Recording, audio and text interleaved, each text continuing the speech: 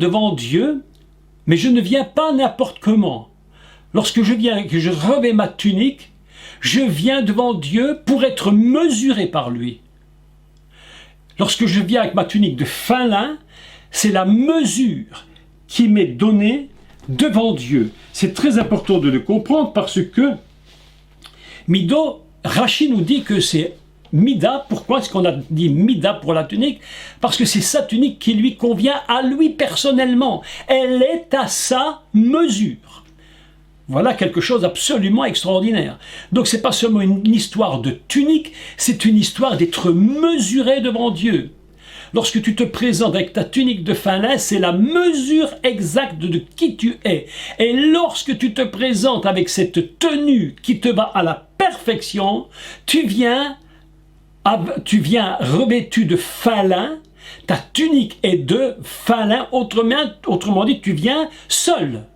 Tu viens parfaitement habillé à ta mesure et tu viens seul devant l'Éternel.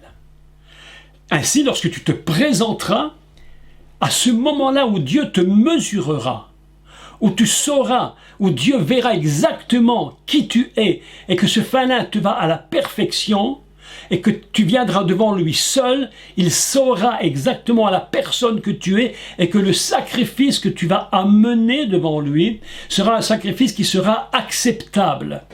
Autrement dit, lorsque tu lis en français le sacrificateur ou le prêtre ou le sacrificateur ou le grand prêtre ou le prêtre simplement revêtira sa tunique de lin, voilà un texte absolument extraordinaire qui nous met devant un principe fondamental. Lorsque tu te présentes devant Dieu, présente-toi toujours avec une tenue qui te va à la perfection. On dit en français, elle me va comme un gant. Tu mets une tunique qui te va comme un gant et tu te présentes devant le Seigneur, toi seul. Vous imaginez cela? Pourquoi? Parce que tu ne te présentes pas avec une surcharge que d'autres auraient, que d'autres pourraient porter. Non, tu viens, toi, comme tu es, et tu déposes toi-même sur l'autel ce qui te serait un superflu. Autrement dit, Dieu te demande une chose à travers ces images du sacrifice, c'est de te présenter de façon absolument libre. Tu ne dois pas porter de poids excessif. Vous savez, l'autre jour, j'écoutais un chirurgien. Vous savez, actuellement, il y a beaucoup de gens qui font la chirurgie esthétique. Et j'entendais un chirurgien très célèbre qui passait à la télévision et il disait « Moi, je ne peux même pas faire une opération si quelqu'un a un excès de poids. Avant que je puisse faire quelque chose, écoutez, c'est un peu fou ce que je vais expliquer, mais l'image est absolument, assez géniale parce que, écoutez, c'est un peu drôle, mais j'explique. Nous sommes, des êtres humains, et nous sommes dans un corps. Notre corps, notre peau, notre corps, c'est notre habit. C'est notre habit. Je suis habillé dans un corps de chair, voilà, c'est moi, c'est toi. Et le chirurgien disait ceci. Lorsque quelqu'un vient devant moi et qu'il est dans l'obésité, qu'il veut retrouver une taille normale, je ne veux pas l'opérer, dit le chirurgien. Pourquoi? Parce que je veux d'abord qu'il se débarrasse de ce qu'il appelait lui, mais écoutez bien le mot, parce qu'il a employé un mot très fort. Il a dit, il faut qu'il se débarrasse des poubelles. Les gens se transportent avec un excès. Et il dit ça, il faut l'enlever. Tant qu'on n'a pas enlevé l'excédent de graisse, il est impossible pour lui de pouvoir opérer la personne et de lui redonner un vêtement qui lui convienne. C'est-à-dire une opération qui lui redonnera la taille de guêpe pour les dames. Et puis, il dit c'est impossible parce qu'il y a du danger. On ne peut pas opérer un obèse, c'est extrêmement dangereux. Mes amis, ce que j'ai entendu là m'a beaucoup parlé parce que je me suis dit, mais beaucoup de chrétiens se présentent devant Dieu dans un vêtement qui n'est pas un vêtement qui est mido. Ils ont un vêtement qui est vraiment n'importe quoi. Ils sont dans un excès épouvantable. Ils ne veulent pas abandonner ceci, ils ne veulent pas abandonner cela. Ils sont attachés à la terre d'une façon mais si excessive. tout ce qui est sur cette terre les retient. L'autre jour, il y a quelques mois, je ne sais plus d'ailleurs, j'avais posé la question, mais pourquoi le Messie a-t-il été enlevé? Pourquoi a-t-il été enlevé? Pourquoi est-il monté auprès du Père? Mais la raison est très simple. Parce il avait un vêtement qui était mido, c'est-à-dire que ce vêtement étant mido, il était à sa mesure. Parfaitement. Il avait déposé tout ce qui aurait pu le retenir. Il était dans un vêtement de fin lin, c'est-à-dire il était seul devant le Père. Le Messie se trouve devant le Père, il est à la bonne mesure, il n'y a rien qui le retient sur cette terre. Le moment est venu et il va monter vers le Père. Mais tous ceux qui sont dans une chrétienté, une spiritualité graisseuse, excessive, ne voulant jamais se débarrasser de ce qui est de la terre, en disant tout ça m'intéresse plus que le ciel. Vous savez, il y a beaucoup de chrétiens, mes amis, je vous assure, qui sont plus intéressés par la terre que par le ciel. Ah mais je vous assure, moi, personnellement, on a besoin d'une maison, du confort, c'est normal, on ne va pas vivre n'importe comment. Mais ce n'est pas la priorité. Nous devons nous présenter devant Dieu avec une tunique qu'on va appeler mido. C'est-à-dire que Dieu va nous regarder, toi et moi, et il va nous mesurer, et il va nous demander, mais quelle est ta mesure? Il va regarder si le costume nous va bien, s'il nous sied comme un gant. Et puis il dira, ça ne m'intéresse pas que tu viennes avec toutes tes excuses et les excuses des autres. Souvent, on vient devant Dieu et on va s'excuser de ce que les autres ont fait. Je suis comme ceci parce qu'on a fait cela contre moi. Je suis comme ceci parce que telle situation s'est produite. Et moi, voilà, tu vois, je suis dans... Mais mes amis, nous nous présentons devant lui dans une tunique qui est bad, c'est-à-dire comme si nous étions en étant véritablement seuls devant Dieu. Mes amis, lorsque nous nous présenterons devant lui, il ne nous demandera pas si nous sommes avec d'autres. Il te demandera qu'est-ce que toi tu as fait. Est-ce que je peux te mesurer? Et c'est la raison pour laquelle nous avons lu un texte dans Matthieu, et c'est le Messie qui parle. Et il dit qu'il va nous juger, et il nous donnera selon les œuvres que nous avons faites. Mais quelles sont les œuvres que nous avons faites? Les premières œuvres que nous devons faire, mes bien-aimés, ce n'est pas de faire du matériel, c'est de déposer sur l'autel tout ce qui nous retient à la terre, c'est-à-dire ce qui est la graisse. C'est pourquoi il dit, lorsque tu viendras à l'autel, tu déposeras la graisse. Il va même dire, il y a d'autres choses encore, il va dire, tu déposeras ce qu'on appelle les reins, traduit parfois les rognons, les reins, c'est-à-dire le centre qui représente toute la sensualité, tout ce qui est sentiment, qui représente la sexualité. Un des grands secrets qu'on l'on dépose sur l'autel, très important mes amis, c'est de déposer nos besoins et entre autres, et je le dis clairement, déposer sur l'autel les besoins de la sexualité, parce qu'un homme ou une femme qui n'ont pas déposé ses besoins, c'est pas qu'ils n'en ont, pas que ce n'est pas nécessaire, mais lorsque ces choses deviennent excessives et n'ont plus de contrôle, et écoutez, franchement, quand vous regardez le monde aujourd'hui, mais ce principe de déposer la sexualité sur l'autel de Dieu, mais c'est un principe absolument fondamental. Combien de chrétiens sont tombés parce qu'ils n'ont pas déposé sur l'autel ces besoins? Est-ce que c'est vrai ou pas vrai? Sincèrement, je vous dis la vérité.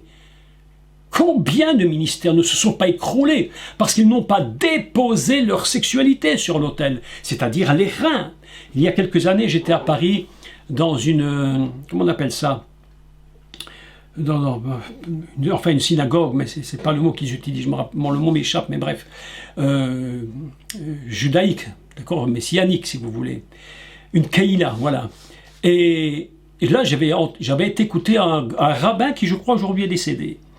Et cet homme, un homme très célèbre en Israël d'ailleurs, et il expliquait justement tous ces principes à déposer sur l'autel. Il insistait énormément en disant, mais les reins, c'est quelque chose de très important, parce que si nous ne déposons pas ces besoins sexuels sur le rein, sur l'autel, si nous ne les déposons pas, mais mes amis, lorsque nous allons nous présenter avec notre mido, c'est-à-dire notre tunique, nous ne serons pas à la bonne mesure. Nous ne serons jamais à la bonne mesure. Et tu viendras devant Dieu, tu pourras trouver toutes les excuses que tu peux trouver. Tu pourras dire c'est pas moi, c'est l'autre. Mais Dieu te dit je ne te demande pas de parler de l'autre, je te dis de venir devant moi avec ta tunique, avec ta mido-bassar, avec ta mido-bad, pardon. Mido-bad, avec ta tunique de fin lin, c'est-à-dire seul, afin que je puisse mesurer qui tu es. C'est pourquoi il n'y a aucun service dans l'Ancien Testament. Aaron, le grand prêtre, ses fils, toute personne qui se présente devant Dieu doit toujours se revêtir de ce qu'on appelle Velabash Hakoren Midobassar, c'est-à-dire il se revêtira, le prêtre, de sa tunique de fin lin. Vous voyez qu'un petit texte comme ça, en français, ne nous donne pas tout le secret du texte. Mais si on réfléchit sur ce qui se produit à travers les racines hébraïques, nous comprenons qu'il y a tout un secret et que Dieu a dit « Attention, mais fais très attention quand tu te mets sur l'autel, afin que tu puisses te présenter devant moi dans le bon habit, le bon vêtement. » Lévitique 4:26 dit « Ve'et kol », écoutez bien le mot, « Ve'et kol relevo », « Ve'et kol relevo » et toute la graisse. Et toute la graisse, ne garde pas. Sois léger pour servir Dieu. Sois dans la légèreté pour servir Dieu. Est-ce que vous me comprenez, mes amis, dans ce que j'explique? C'est très important ce que je dis. Sois léger pour servir le Seigneur. J'aime beaucoup cette expression parce que je repensais justement à ce cours où vous voyez ici que je tourne ici avec ma petite flèche ici, et, et qui est l'alphabet, la totalité de la parole qui nous révèle qu'est-ce que le tout. Qu'est-ce que le tout? Pour le tout, pour chacun d'entre vous, pour moi, pour d'autres, peut être un peu différent. Mais Dieu dit Ve'et kol, et toute la graisse, tu la déposeras sur l'autel. Voilà un texte absolument, ce qui est très très important. Ce qui était pour toi la meilleure partie, ce qui était pour toi ce qu'il y a de meilleur, parce que le mot relève. D'ailleurs, je veux vous l'entourer. Le mot relève, regardez. Le mot relève signifie la meilleure partie. Mais est-ce que nous sommes prêts à déposer sur l'autel la meilleure partie? Et le Seigneur dit, celui qui perdra sa vie, celui qui va perdre toutes ces choses, il retrouvera. Mais qu'est-ce qu'il va retrouver? Il va retrouver la véritable vie. Ce qui nous empêche de rentrer dans la véritable vie, c'est tous les excès, toutes les choses dont nous ne voulons pas nous séparer, c'est-à-dire toutes les choses qui prennent plus d'importance que Dieu lui-même. Il n'y a rien de plus blessant pour le Seigneur lui-même de voir que nous ne comptons que sur nous plutôt que sur lui. La question que nous devons nous poser, lorsque nous venons devant lui, quelle est ma mesure? Est-ce que je te plais comme ça? Est-ce que tu es satisfait? Est-ce qu'il y a quelque chose que j'aurais pu déposer, que je n'ai pas déposé? Relève la graisse, la meilleure partie, ce qu'il y a de meilleur. Vous imaginez le texte, ce petit verset, il revêtira sa tunique de fin lin. Mes amis, c'est absolument extraordinaire. Et Rachi nous fait remarquer qu'on n'a pas utilisé un mot, que le mot utilisé mido est un mot qui est très très particulier. Très particulier. Parce qu'on devrait le traduire, il revêtira sa mesure. Sa mesure à lui seul. Quel beau texte. Lorsque tu te présenteras devant l'Éternel pour offrir les sacrifices, tu te présenteras à la mesure de ce que tu es toi et personne d'autre. Mes amis, voilà un texte absolument magnifique. Donc, se revêtir de fin lin veut dire que nous ne devons en aucun cas ne rien laisser s'interposer entre l'Éternel et nous. Rien ne peut venir entre lui et nous empêcher qu'il y ait cette fusion, cette connexion, cette union avec lui. Tout ce qui se met entre les deux va empêcher justement qu'il y ait cette fusion avec l'Éternel et nous-mêmes. C'est pourquoi nous devons absolument bien comprendre ce que j'explique. Rien ne peut se mettre entre nous et lui. Voilà un texte absolument fantastique. L'amour du confort excessif. Je ne suis pas contre, évidemment, le confort. Nous-mêmes, nous en avons et c'est normal. On ne vit pas comme des clochards. Ça n'a rien à voir. Mais le confort, les gens ne vivent que pour cela. L'amour de l'argent. L'amour de l'argent, mes amis, voilà quelque chose de terrible.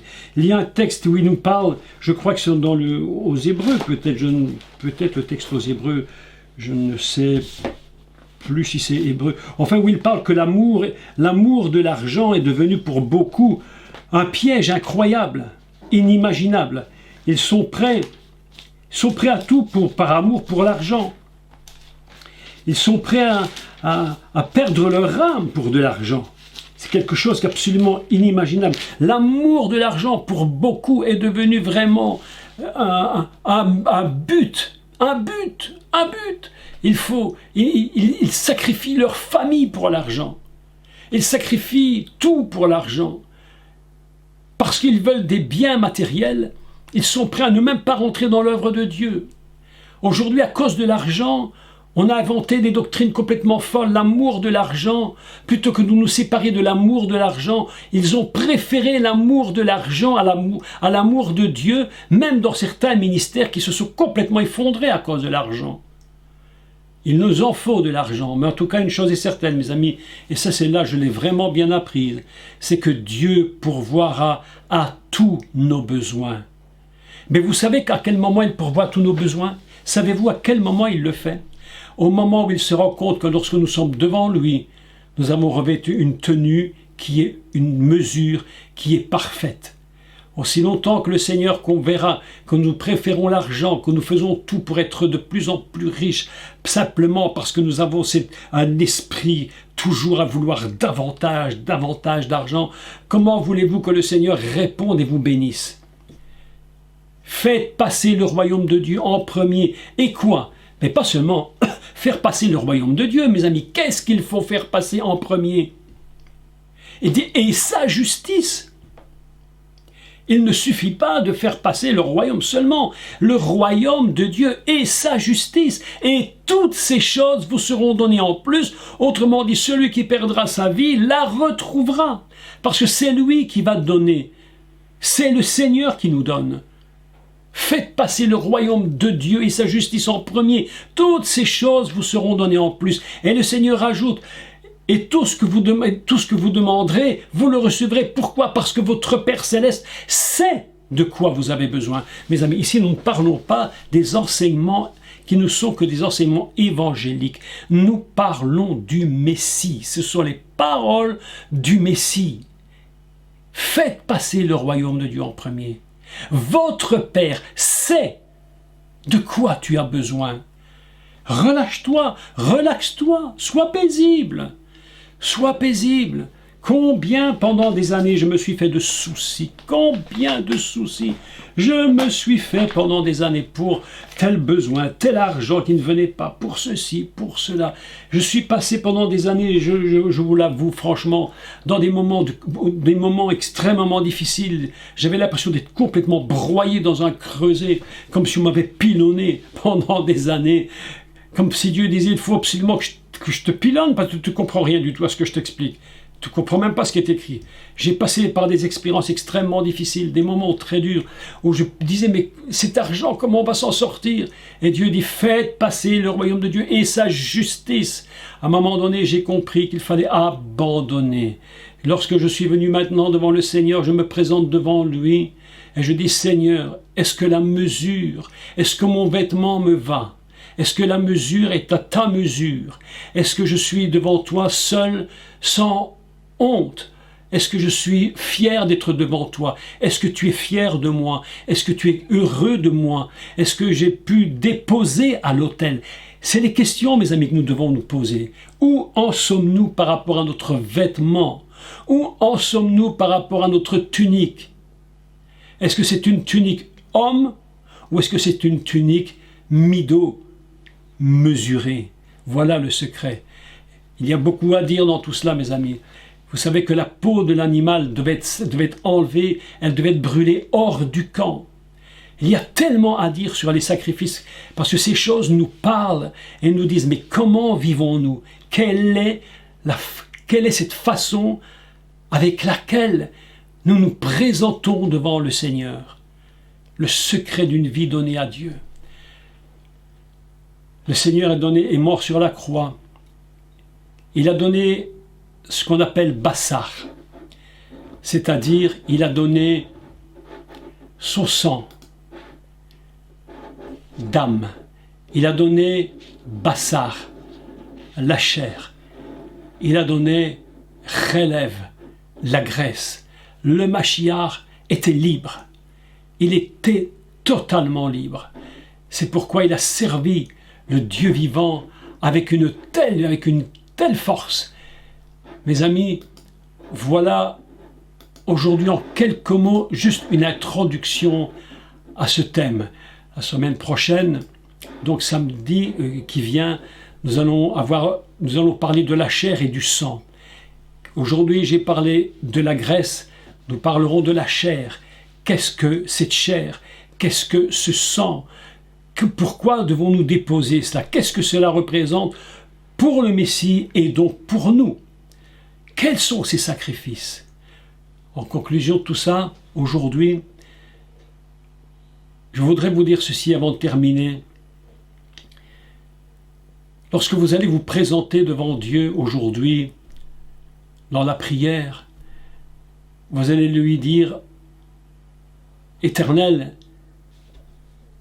est-ce que ma tenue, est-ce que ma tunique est à la bonne mesure? » N'est-ce pas?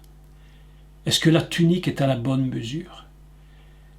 Est-ce que je viens devant toi, comme tu l'as demandé pour Aaron et pour ses fils, est-ce que je viens devant toi sans excuse, sans personne? Lorsque je me présente à toi, est-ce que tu es satisfait de moi? Si pas, dites Seigneur, mais parle-moi, dis-moi, que dois-je faire? Que dois-je faire? Quelle est cette chose qui me retiendrait? Aujourd'hui, mes amis, nous avons besoin d'apprendre à être libres. Libres du monde. Libres du monde. C'est cela l'enseignement des offrandes. Libres de tout ce qui nous retient.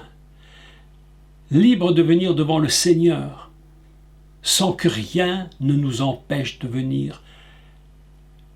Ce qui était terrible, lorsque Adam s'est présenté, ou plutôt, lorsque Dieu parla à Adam, il dit « j'ai peur ». Il dit « j'ai peur, j'étais libre. Mais à cause de la faute, maintenant, voilà dans quelle situation je suis. J'ai pris de l'arbre. C'était pour moi plus important. Autrement dit, j'ai pris ma chair, mon sang, et je me suis engraissé de cet arbre.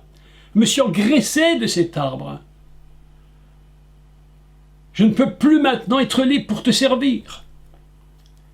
Et c'est ainsi que la dame va transporter dans l'humanité cette attitude que aujourd'hui tellement de monde possède.